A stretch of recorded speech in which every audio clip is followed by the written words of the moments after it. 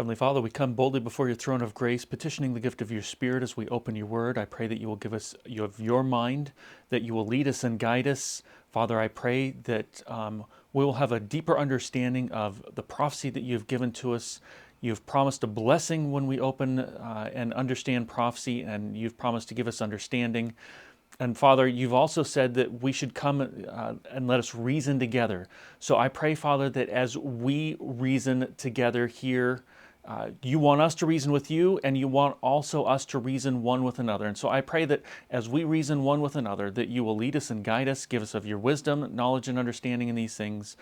And I pray that these things will help us to gain a deeper insight into you and your Son. And this I ask in Jesus' name, amen. So we're going to be looking at reasons to apply the day-year principle to apocalyptic type prophecy.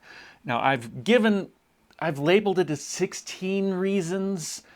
Don't get too hung up on there's 16. Just even in what I'm presenting, there's some that you could break apart and create more, or some are so close together that you could combine and make it less.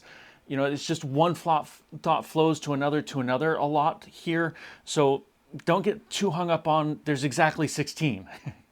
The numbers really are more like chapter breaks and just to kind of help things flow better.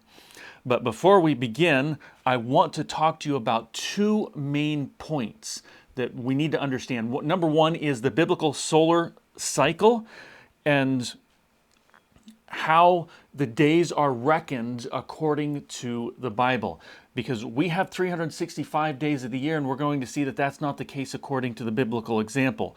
Now we see here in Deuteronomy 21:13, "And she shall put the raiment of her captivity from off her, and shall remain in thine house, and bewail her father and her mother a full month." And so here we see this time of mourning is a full month, right? And after that, she shall go in under her husband and he shall go in under her and be her husband, and she shall be thy wife.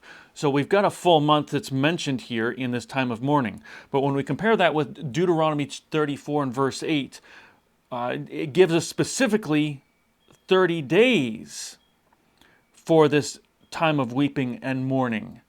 So here we've got a biblical principle that a month is made up of 30 days. It's not like the Gregorian calendar today where some months are 28 and some months are 30 and 31 and they're all over the place. You know, one ruler decided he wanted to rob some days from another month to make his month bigger so that he was a bigger ruler kind of thing. That's not the case in the Old Testament. We've got 30 days per month, and that's just how it worked. With that, though, when we go to 1 Kings chapter 4 and verse 7, we find out how many months there are in a year. And it says, "And Solomon had 12 officers over all Israel, which provided victuals for the king and his household, and each man had his month in the year made provisions." So here we see the biblical principle that the year has 12 months in it. So when we do the math, we get 12 years times, or 12 months times 30 days in a month, and that brings us to 360 days out of the year. Not 365, but 360 days a year. You might say, but wait a minute, isn't a year 365 days? So how does that work? Has time changed since then? Or something weird gone on? No, time hasn't changed since then. There are actually 365 days out of the year, but the calendar that they had reckoned 360 days a year. So their calendar would get off from the true solar cycle. Now they had ways of dealing with like the wave sheaf offering to reset their calendar to the solar system. And we won't go into that. But the bottom line is this is a calendar that God gave them, and so this is what was used. So the question might arise, well, why don't we just use 365 days a year since that's how many days there really are today and back then? Well, because that's not the calendar that God gave. God gave the calendar of 360 days out of the year, and so he gave these time prophecies in the context of this calendar, which means we need to apply the times according to this calendar, not our own. Even though we've got 365 days of the year, we can't apply it to that. If we do apply 365 days to the year, then we are adding our own private interpretation, and we need not to be doing that. We need to stick with the Bible calendar, because these prophecies are couched within the context of the biblical calendar, which is 360 days a year. The reason that comes up is because we're going to be talking about time and how it's calculated. The other thing that I really wanted to bring out is preterism and futurism versus historicism. So I want to talk briefly about these 3 points of view real quick. Generally, preterists interpret the little horn of Daniel 7 as Antiochus Epiphanes, who desecrated the Jewish temple from 167 to 164 BC. So they believe the 3.5 years, which is spoken of as time, times, and dividing of time of Daniel 7, they believe that that's 3.5 years, literal years. And they also apply the 2,300 days of Daniel 8:14 as a literal time, along with other apocalyptic type prophecies. They take them as literal time. And we're going to look at some of the issues with that, but I just wanted to bring that up. Now, futurism, this is another style of interpretation of prophecy. Futurism generally teaches that the little horn of Daniel 7 represents a future Antichrist who will sit in a rebuilt Jewish temple for 3.5 literal years at the very end of the Christian dispensation.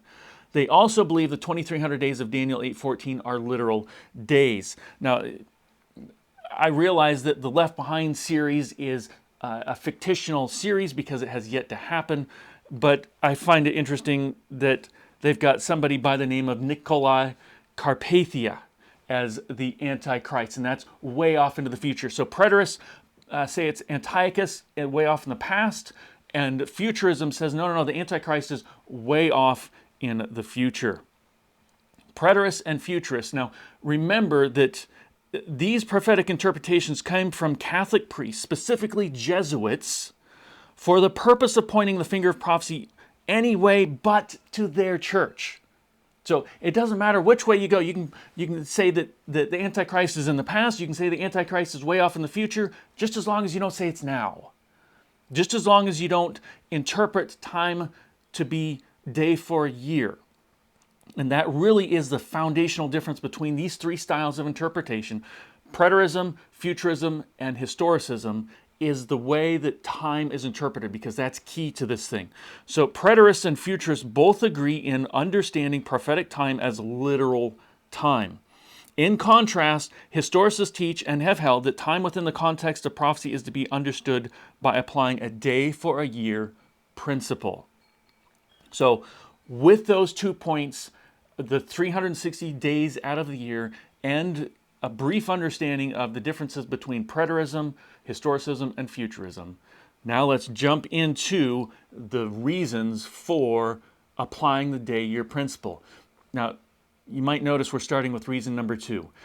The reasons that I've got listed are not in any particular order except reason number 1. And reason number 1 is reason number 1 for a reason, and we'll touch on that one last. So that means we're going to start with reason number 2. Here we've got James 5:17 from the scripture. Elias was a man subject to like passions as we are, and he prayed earnestly that it might not rain, and it rained not on the earth by the space of 3 years and 6 months. So this is the normal way of talking about time. And in Daniel 7, it talks about time times the dividing of time. You calculate that out, and it's 3.5 years. But that's an odd way of saying that. We're going to look at that. So that's kind of this point. But we see here that the Bible, in outside of apocalyptic type prophecy times, is generally spoken of normally. 3.5 years. We've got another example here, Jesus in Luke 4:25. But I tell you the truth of a truth. Many widows were in Israel in the days of Elias, when the heaven was shut up 3 years and 6 months, when great famine was throughout the land.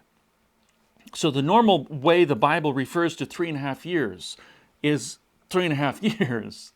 Now let's compare that with apocalyptic type prophecy. And in Daniel 7:25 it says time, times, and dividing of time.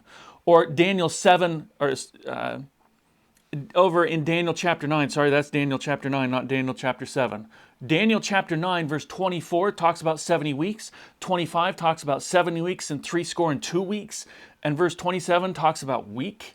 This is very peculiar. Also, Revelation 11:2 and 13:5 talk about 40 and 2 months. That's a very peculiar way of saying that. Or Revelation 11:3, 1,260 days. Now, prophetic times are very peculiar even to the people of the Bible. The point that I'm trying to draw here is that not even the Bible people talked like this when they talk about times. They don't say time times the dividing of time when they're talking about 3.5 years. They just say 3 years and 6 months or 3.5 years, something like that. So it's significant that every measurement of time and prophecy is given a symbolic flavor. It's also significant that non-apocalyptic prophecies, those not surrounded by symbols, express time in literal language. For example, the 70 years of Jeremiah 25:11-12, or the 400 years of Genesis 15:13-15, or also we've got the 120 years of Genesis 6:3. They're all literal people, literal times with literal people doing literal things.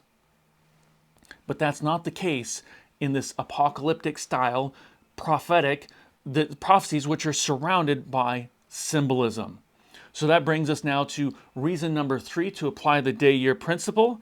Symbolic time is found within the context of prophecies couched in symbolism.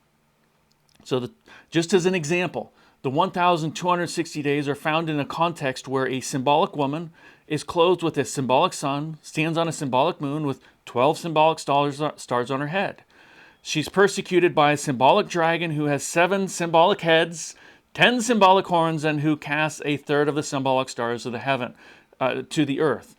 We see a lot of symbolism there. So the time also is symbolic. It's not just everything else but the time. The time is also symbolic there. Now, I could continue going on to many of these different apocalyptic prophecies. Let me get my tongue wrapped around that. But I think you get the point here. So let's go on to point number 4, or reason 4, the fourth reason to apply the day-year principle. And here we see that the 3.5 years were literal time when the little horn would have received its deadly wound somewhere around, okay, so let me start that over. Daniel 7 makes it clear there are no time gaps, okay? So we've got a metal man here. If there was a time gap in here, this metal man wouldn't be able to stand. It wouldn't function. It just wouldn't work, right? Now, we might be able to fit time gaps into the beasts, but with the metal man, we see that these kingdoms are one right after another, and it's very clear and very succinct on that point. So we've got the little horn power down here in the 10 toes, which isn't spoken of directly here in Daniel chapter 2, but Daniel 7 it is. And that comes after 479 AD. So if the 3.5 years were literal time, then the little horn would have received its deadly wound somewhere around 479 AD instead of 476. So it came into power in 476 AD. But if we apply that 3.5 years as literal, then the little horn would have received its deadly wound somewhere around 479 AD. Now, did the papacy receive any kind of deadly wound in 479 AD? No, absolutely not. So this is another reason to apply the day-year principle. Reason number 5 to apply the day-year principle. Daniel 8:17 says, "So he came near where I stood, and when he came, I was afraid and fell upon my face. But he said unto me, O Son of man, for at the time of the end shall be the vision." So this here is really important. This vision is at the time of the end. It is crystal clear that the 2300-day prophecy was for the time of the end. There shouldn't be any doubt here. We look at Daniel chapter 12 and verse 4. "But thou, O Daniel, shut up the words and seal the book, even to the time of the end. Many shall run to and fro, and knowledge shall be increased. So again, we've got the book that contained the 2300-day prophecy would be closed and sealed until the time of the end. Now, I'm not going to go into the detail of this right here, but the book here, the aspect of this is the prophecies of Daniel. Now, the stories of Daniel obviously aren't sealed because everybody's understood them since it was written, right? So the part that was sealed, the part of the book that was sealed is the prophetic parts of the book, specifically these time prophecies. So if Antiochus is the little horn of Daniel 7, then why would we have to wait until the time of the end to understand this? If Antiochus was the fulfillment, then it would have been understood at that very time. It would be a simple matter of history. Just as simple as that. There were people like Josephus who, for example, believed that Antiochus was the little horn, but if they were right, then they were actually living in the time of the end. But we know that Josephus wasn't living in the time of the end because there's been over 2,000 years since then. So here's another reason to apply the day for year principle. Applying literal time just doesn't work. Reason 6 to apply the day year principle. Then I heard one saint speaking, and another saint said unto the certain saint which spake, How long shall be the vision? Now this word vision is kazon. We've talked about this a little bit already in the last sermon on Daniel 8 and 9 made simple. But kazon is referencing the vision in totality. So the question is being asked, how long is this vision in totality, which starts with the Medes and the Persians and goes all the way down to pagan Rome and even to the little horn of papal Rome. So how long is this vision? Then concerning the daily and the transgression of desolation, to give both the sanctuary and the host to be trodden underfoot. So Daniel, the question is being asked about the timing of the vision in totality. How long is this vision from the Medes and the Persians all the way down to the little horn that is mentioned there in Daniel 8, or the papal system? We go to Daniel 8:15 and we see something similar. And it came to pass when even I, Daniel, had the vision, and this word is kazon, and sought for the meaning. The vision in totality. He sought for the meaning of the vision in totality. So again, Daniel is seeking to understand the vision in totality.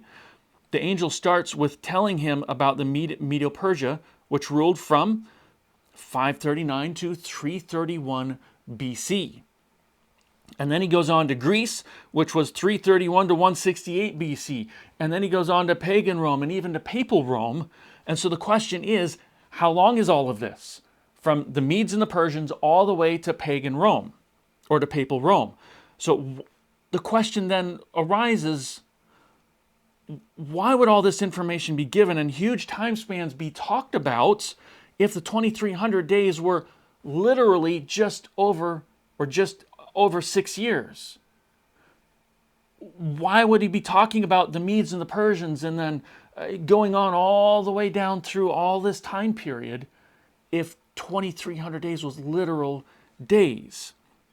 This would be an excess of information. It would only cause to confuse the reader, the viewer, and Daniel as to this time period and what all it encapsulates. This just does not make sense. So we're actually saying that we're dealing with centuries here, not literal days. Reason number 7 to apply the day for a year principle. Daniel 8:25 says, And he shall also stand up against the prince of princes, but he shall be broken without hands. Okay, so this is the Antichrist power that is broken without hands. Now the little horn here is destroyed without hand by Christ, which is the second coming. This can also be seen in Daniel 2 as a stone that is destroying the image there. And remember that the Antichrist power is after the 10 divisions of Rome, or those 10 toes. So we know that the Antichrist power is destroyed at that point, which is the rock without hands that is coming down and destroying that image. So the little horn is regularly accepted as the Antichrist power, or the man of sin. Now, why do I bring that up? Because Paul tells us more about the destruction of the man of sin in 2 Thessalonians 2 and verse 8. And he says, And then shall that wicked be revealed, whom the Lord shall consume with the spirit of his mouth, and shall destroy with the brightness of his coming. So the man of sin is to be destroyed with the brightness of his coming. Now, these time periods begin in Daniel's day and go to the second coming of Christ. This can't be a matter of just a few years. It just does not work. Reason number 8, to apply the day for a year principle, and it ties in with the reason that we just looked at. Again, we're looking at 2 Thessalonians verses 7 and 8 this time. For the mystery of iniquity does already work. So here he's saying it's already working. Only he who now letteth will let until he be taken out of the way. And then shall the wicked be revealed, whom the Lord shall consume with the spirit of his mouth, and shall destroy with the brightness of his coming. So here we've got this Antichrist power beginning in the time period of Paul and going all the way to the second coming. Now, if the prophecies concerning the man of sin are literal days, which means a literal single individual, which remember, preterism says it's Antiochus Epiphanes, or futurism says it's Nikolai Carpathia off in the future, just as an example. And it's one single man, then the question is, how can he live from the time of Paul all the way to the second coming? You see, again, we've got a problem with taking these time periods as literal times. We need to apply the day for a year principle. Reason number 9 to apply the day year principle, Daniel 1:5 says, and the king appointed them a daily provision of the king's meat and of the wine which he drank, so nourishing them 3 years, that at the end thereof they might stand before the king. So now we're going to compare this with another verse talking about the same thing, Daniel 1:18. Now at the end of the days that the king had said he should bring them in, then the prince of the eunuchs brought them in before Nebuchadnezzar. So note here that days is a general time period, but it is literally years. It's a general time period, but it's literally speaking of years. We're going to look at several examples of this. Daniel 4:25, that they shall drive thee from men, and thy dwelling shall be with the beasts of the field, and they shall make thee to eat grass as oxen, and they shall wet thee with the dew of heaven 7 times, shall pass over thee. So here we're talking about 7 years. Now when we compare that with Daniel 4:34, and it says, and at the end of the days, I, Nebuchadnezzar, lifted up mine eyes unto heaven, and my understanding returned unto me. So again, days is a general time period, but we understand it to be literally referring to years. We've got other things like Daniel 5:11 speaks of the days of Nebuchadnezzar, but Nebuchadnezzar lived for years. The biblical term like latter days and days of these kings, etc., they mean years. So the word days, not referring to literal days, it's not an uncommon thing throughout the Bible. In fact, as we're going along here, we're going to find this principle throughout the Bible, that days can mean and is oftentimes understood to be literal years. Reason 10 to apply the day for a year principle. Job 10:5, are thy days as the days of man? So here we've got days paralleled with are thy years as the man's days. So we've got parallelism going on in Old Testament poetry. Days being paralleled with years. We've got this multiple times throughout. Job 15:20, the wicked man travaileth with pain all his days, and the number of his years is hidden to the oppressor. Job 32:7, I said days should speak, and multitude of years should teach wisdom. And again, we've got Deuteronomy 32:7. Remember the days of old and consider the years of many generations. So we've got days and years being paralleled in this poetry. Let's look at one more. Psalm 77:5. I have considered the days of old and the years of ancient times. So this is something that is very common from the Bible, and the Hebrew people would have understood this. And so I want to read something to you from William Shea. on this topic. And he says, when we come to the occurrence of the word days in the time prophecies, therefore, an ancient Semite whose mind was steeped in this parallelistic type of thought would naturally have made an association of years with the days found in a symbolic context. Now he's going to get a little more technical here, but bear with me. Just as he naturally would have identified years as the B word that would follow the A word days, he's talking about chiastic writing, and I'm not going to bore you with the details of this, but I'll sum this up here in just a minute. In its occurrence as part of a well-known parallel pair. So basically what William Shea is saying here is that the Hebrew people, when they saw days in apocalyptic style prophecy, they would have automatically gone, oh, that's years. Because they would have seen these parallels throughout the Old Testament. Some of the parallels that we just looked at as an example. Reason number 11 to apply the day for year principle. Ezekiel 30 verse 3 says, for the day is near, even the day of the Lord is near. A cloudy day, it shall be the time of the heathen. Now, this is in the context now of prophecy. Okay, so a prophecy is being given here, and it's talking about the day of the Lord. Now, when we compare that to Isaiah 61:2, it says to proclaim the acceptable year of the Lord. So here we see this parallel. Day of the Lord is the year of the Lord. The pattern is set within prophecy also that a day is understood as a year. Let's look at a couple more. And what will ye do in the day of visitation?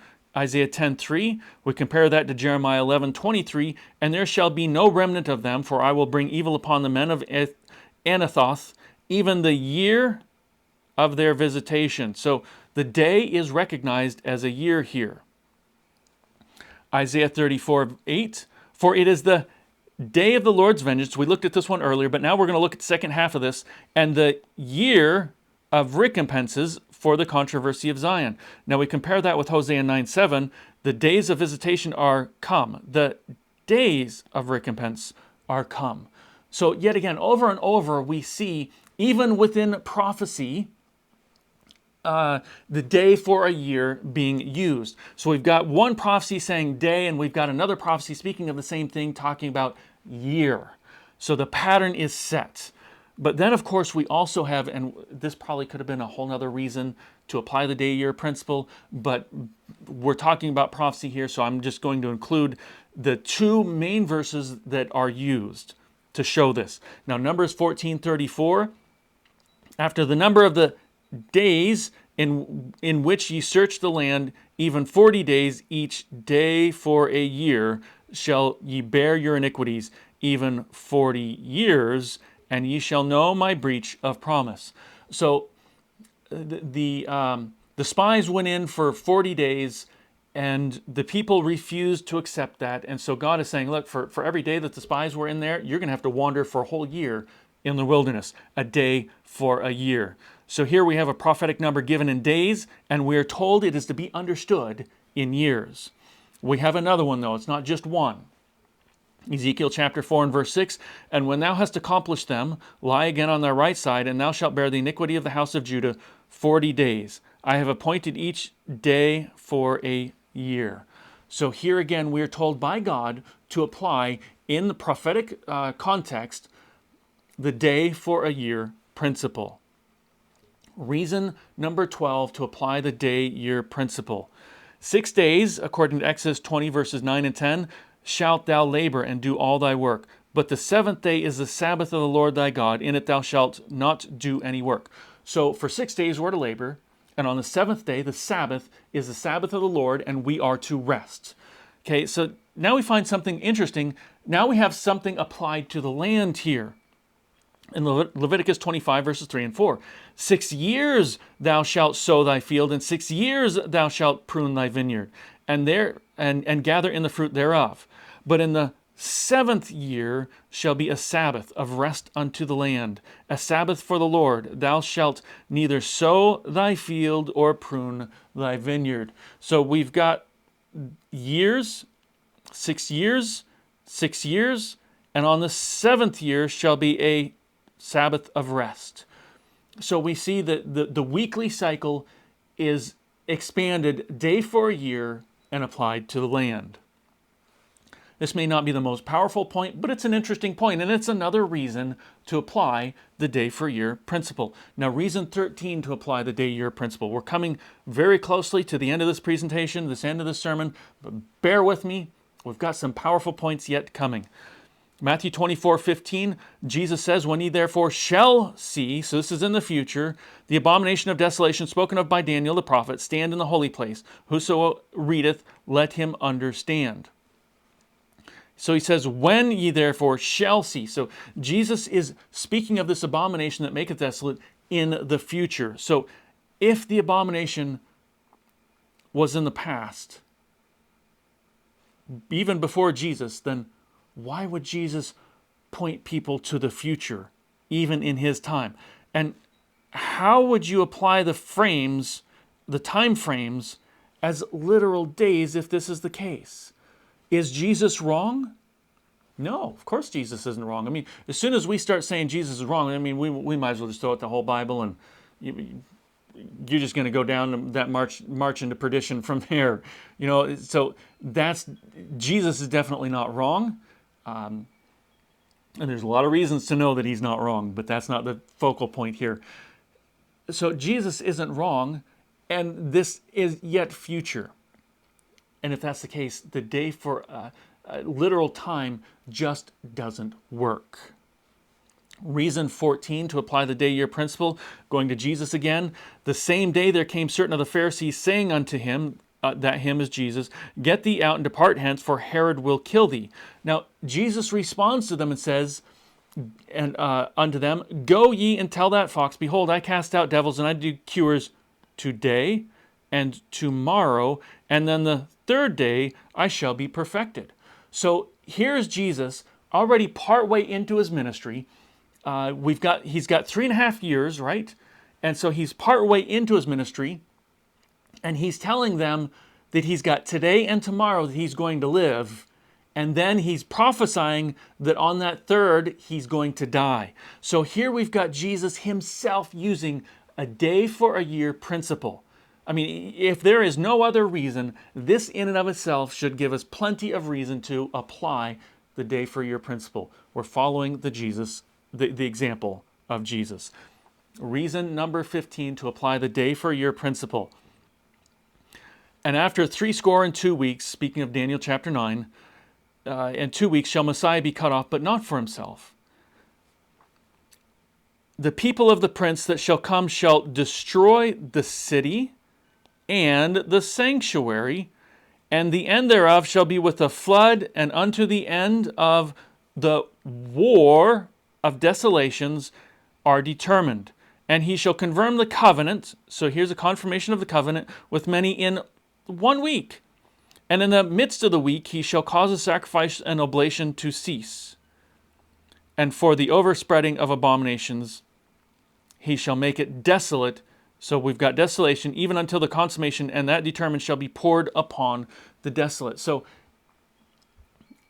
here's the question. Is it really to fit all of that? Is it really possible to fit all of that in 1 week? The destruction, the wars that are going on, all of that stuff in 1 week? So, we could look at many of the other apocalyptic prophecies, but I think this one, is enough to prove the point. Well, actually, we'll look at one more. But the point here is that when we see lots of information given, but yet small amounts of time for it to be fulfilled, that's a good reason to apply the day for a year principle. Let's look at one more. This is Jesus speaking to the church of Smyrna. Fear none of those things which thou shalt suffer. Behold, the devil shall cast some of you into prison. So some are going to go into prison that ye may be tried. And ye shall have tribulation 10 days. 10 days. Be thou faithful unto death, and I will give thee a crown of life. Tribulation for 10 days. Tribulation for 10 days isn't really that bad. I mean, you can go into prison and not be fed or given water and still survive for that whole 10 days. 10 years? Now that's a whole nother story. So again, when we see lots of things that need to be fulfilled in a short time, it's like Is that realistic? No, the 10 days of persecution isn't really something to be overly worried about. Persecution is never fun, I'm sure. Being cast in jail like this is never going to be fun. But 10 days of it is bearable. Reason number 16 to apply the day for a year principle. This is where the rubber meets the road, and it's whether the events foretold in prophecy were fulfilled perfectly to the time. So again, there are three options. There is futurism, there is historicism, and there is preterism. The question is, which one? Now, there is one that stands out above the rest. When the rubber meets the road, there is one that stands out above the rest. The papacy, and we're going to look at how these things were fulfilled. The papacy ruled for 1,260 years, not days, years, during which the true church was forced to flee. Historical records confirm this time frame spanning from 538 to 1798. 538 all the way to 1798. Not just under 6.5 literal years. That's a long time period. Okay, during the church, the Smyrna period, the church endured 10 years, a whole 10 years of intense persecution under Emperor Diocletian from 303 to 313 AD. This period of suffering ultimately led to Constantine's Edict of Milan in 313 AD, which granted religious tolerance to Christians. This is how bad this was, that there had to be an edict in 313 to grant religious tolerance. There was a whole 10 years of this, not 10 days. 10 years. So the day for a year principle fits perfectly. A decree to build and restore Jerusalem was given in the year 457 BC. Speaking of Daniel chapter 9, Jesus was anointed in the year 27 AD. Jesus died in the spring of the year 31 AD, and Stephen was stoned in the fall of the year 34 AD, perfectly matching the 70 weeks prophecy of Daniel chapter 9, day for a year principle. It's a perfect fit. It does not fit with Antiochus. Antiochus did not rule for 3.5 years exactly. I don't remember if it was a little over or a little under, but the 3.5 years did not actually fit Antiochus. You've got to stretch things to get it to fit that time period. It does not work. But the prophecy of Daniel chapter 9, and the 70 weeks anchoring the 2,300 years, it fits perfectly. It fits absolutely perfectly. One last one that we'll look at before we go to the number one reason. The Millerites did indeed preach from Daniel 8:14 that the sanctuary was about to be cleansed.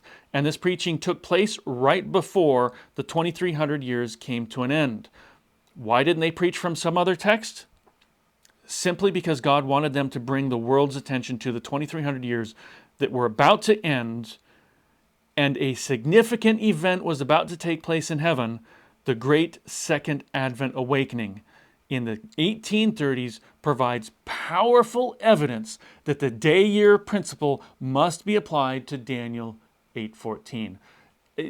We could go into this even greater. We could look at the Day of Trumpets and so on, and how William Miller started perfectly fulfilling the Day of Trumpets and proclaiming, what was about to take place in 1844 and so on and so forth. All of this fits perfectly. These things do not fit way back in the past. They do not fit way into the future. Preterists have a hard time with these issues because they have to put massive gaps in their prophecy to make things work with the past. Futurists do the same thing. They have to put massive time gaps in these prophecies to push things all the way into the future. But neither of those work. The historicist view is where the rubber meets the road. It is the one that stands out above the others. And remember, the other two were brought in by Jesuits for the purpose of taking the finger and the eyes off the true Antichrist power. Reason number one for applying the day for year principle. Reason number one, Josiah Litch's prediction of the fall of the Ottoman Empire in 1840. This is the nail in the coffin to futurism and preterism. Josiah Litch, who was a key figure in the Millerite movement and later influential in the Seventh-day Adventist prophetic interpretation, applied the historical method to the fifth and sixth trumpets of Revelation 9. He used the day-for-a-year principle to predict that the Ottoman Empire would lose its independence on August 11, 1840. Now, he didn't do this by after August 11, 1840, looking back and saying, oh yeah, well, I knew that was going to happen. No. He put this out in print before it happened, predicting it. Now, has preterism done anything like this? Has preterism looked at prophecy and said, oh, this is what's going to happen yet in the future, and it happened perfectly to the day? Nope. Has futurism been able to look at prophecy and say, calculate these things out and say, oh, this is what's going to happen at this time? And has it happened perfectly? Nope. They've got the convenience of saying, well, it's all yet in the future.